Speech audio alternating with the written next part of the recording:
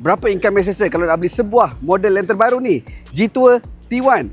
Jom kita breakdown. Model baru harga bermula RM129,800. Deposit kalau 10% RM13,000. Untuk road tax pula RM120. Insurans kalau dah ada full NCD RM1,646. Total upfront yang kena ready untuk sebuah G-Tour T1 ni adalah RM14,766.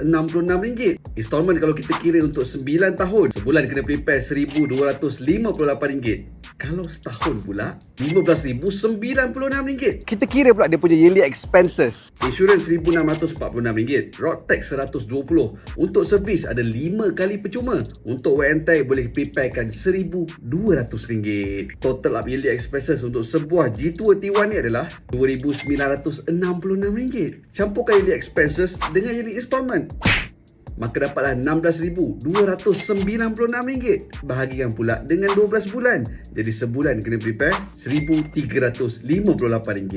Berapa income yang selesa? Katalah nak gunakan 30% saja daripada income. Sebulan income kena ada RM4,526. Kalau nak gunakan 20% saja daripada income, sebulan income kena ada RM6,790. Jadi untuk kawan-kawan yang nak upgrade daripada kereta sedan kepada kereta SUV, ini adalah model yang menarik. Let's see untuk korang yang nak beli kereta ni, korang rasa nak gunakan 30% daripada income ke ataupun 20%? Cuba korang komen.